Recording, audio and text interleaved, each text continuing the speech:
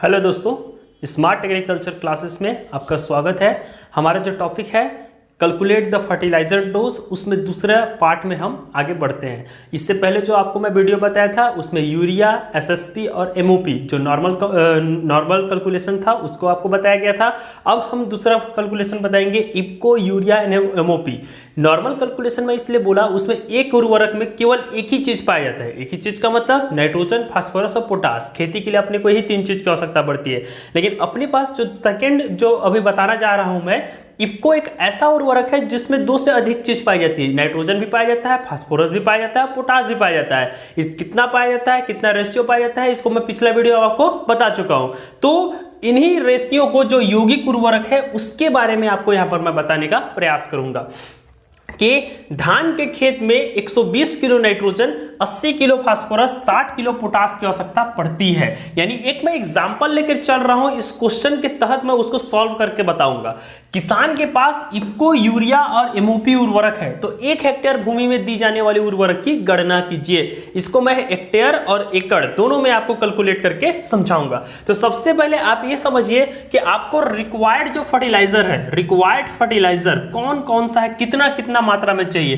तो आपको चाहिए 120 केजी नाइट्रोजन, दूसरे नंबर में आपको चाहिए 80 केजी फास्फोरस और तीसरे नंबर में आपको चाहिए 60 किलो पोटास चाहिए। और अपने पास 3 उर्वरक हैं अवेलेबल, यानी अवेलेबल फर्टिलाइजर किसान के पास 3 उर्वरक है, जिसमें पहला उर्वरक का नाम है इफको।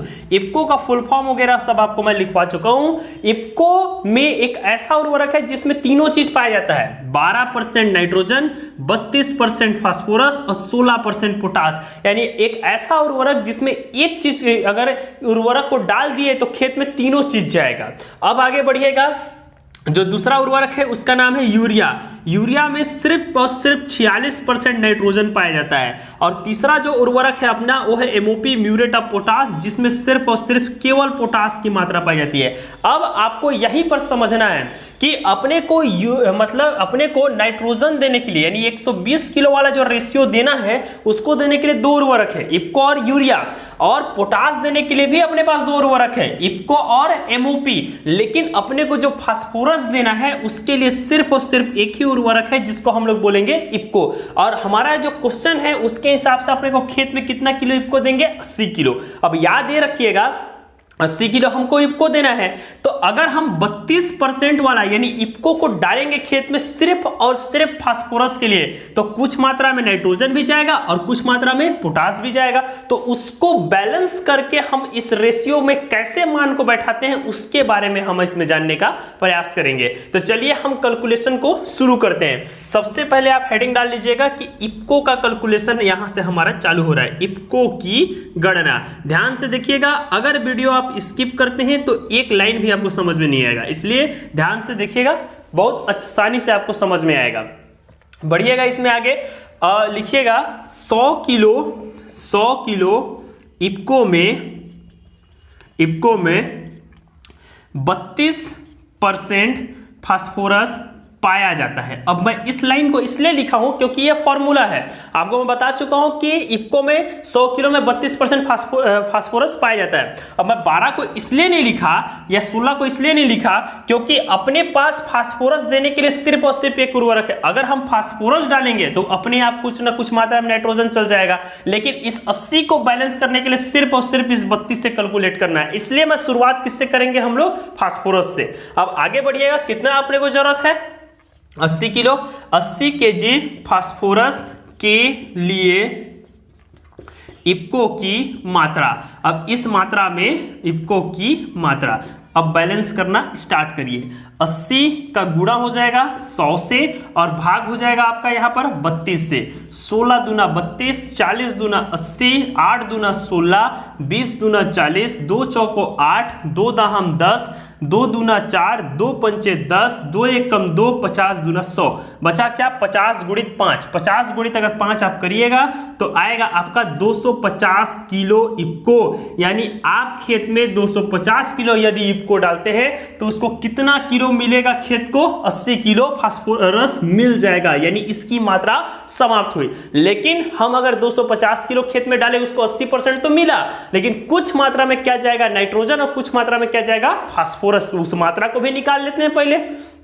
अब देखिएगा क्या होता है, 100 केजी इफ्को में 12% नाइट्रोजन पाया जाता है। तो अब खेत में कितना किलो इफ्को डलाया है, 250 किलो।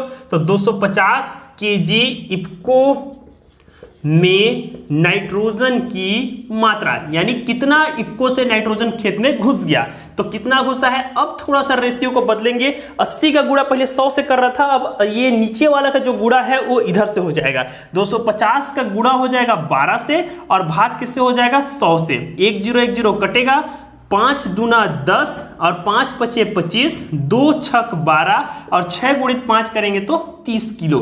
30 किलो नाइट्रोजन किससे प्रवेश किया, खेत में प्रवेश किया है इफ्को से। खेत में टोटल नाइट्रोजन कितना देना था, 120 किलो। तो आप यहां पर आप क्या लिखेंगे, 120 किलो टोटल देना था, डला कितना गया है, 30 किलो। घटा देंगे तो कितना बचेगा, 90 किलो नाइट्रोजन बाकी। यहां पर बाकी लिख दीजिएगा, ताकि इतना को हम किससे देंगे, यूरिया से देंगे। ध्यान दीजिएगा, एक एक स्टेप बहुत इंपॉर्टेंट है इसके लिए, इसलिए वीडियो को स्किप बिल्कुल मत कीजिएगा। आगे बढ़िएगा, हमारा इफ्को में जो तीसरा उर्वरक है उसकी गणना करते हैं। पहले लिखिएगा 100 केजी इफ्को में 16% पोटास पाया जाता है। 100 किलो इफ्को में 16% क्या पाया जाता है, पोटास। तो खेत में कितना किलो इफ्को डलाया है, तो इसमें हमारा इफ्को जो गया है वो है 250 किलो। तो 250 केजी इफ्को में पोटास की मात्रा, 250 किलो इफ्को में किसकी मात्रा, पोटास की मात्रा। अब क्या करिएगा आप लोग, 250 का गुणा हो जाएगा 16 से, भाग हो जाएगा फिर से 100 से। 1010 कट गया, 2 पंचे 10 और 2 पंचे 10, 2 अट्ठे 16। आगे बढ़ेगा, 5 एकम 5, 5 पचे 25, 5 गुणित 8 करेंगे तो कितना आ जाएगा, 40 किलो पोटास। किससे चला गया है 40 किलो पोटास, इफ्को से। अब याद रखिए, खेत में अपने को पोटास कितना डालना है, 60। तो 40 चला गया है, तो आप क्या करिएगा, 60 minus 40 is equal to, minus करिएगा तो कितना आ जाएगा आपका, 20 केजी K2 की मात्रा बाकी। इतना लिख करके आपको छोड़ना है। अब जो बाकी हम लिख दिए हैं, उसके लिए अपने पास 2 उर्वरक और बचा है, उसको बोलते हैं यूरिया, और एक क्या है, इफ्को, MOP। उन दोनों से हम गणना करना चालू करते हैं। अब ध्यान दीजिएगा क्या होता है, यहां पर लिखेंगे यूरिया की गणना। अब इसकी गणना करके हम आपको दिखाते हैं। सेम प्रोसेस, 100 किलो में कितना % पाया जाता है उसके बारे में बताइए आप। यहां पर 100 किलो यूरिया में 46% नाइट्रोजन पाया जाता है। 100 किलो में कितना पाया जाएगा, 46% पाया जाएगा। खेत में कितना नाइट्रोजन डालना था, 120, लेकिन डला कितना गया है, 30 किलो, बचा कितना है, 90। तो क्या लिखिएगा, 90 केजी नाइट्रोजन के लिए यूरिया की मात्रा। अब इसका गणना कीजिए, 90 का गुणा हो जाएगा 100 से और भाग किससे हो जाएगा, 46 से। 23 दूना 46, 45 दूना 90, क्या बचेगा इधर, 4500, और भाग किससे करेंगे, 23 से। क्या होता है, इसको काटेंगे तो 195.65 केजी क्या डलाएगा हमारे खेत में, यूरिया प्रति हेक्टेयर का बात कर रहा हूं, अभी मैं एकड़ का बात नहीं किया हूं। आगे बढ़िएगा, अगला जो है MOP की गणना। लास्ट हम क्या डालेंगे खेत में, पोटास डालेंगे। अब लिखिएगा इसका जो फॉर्मूला है उसको, कि 100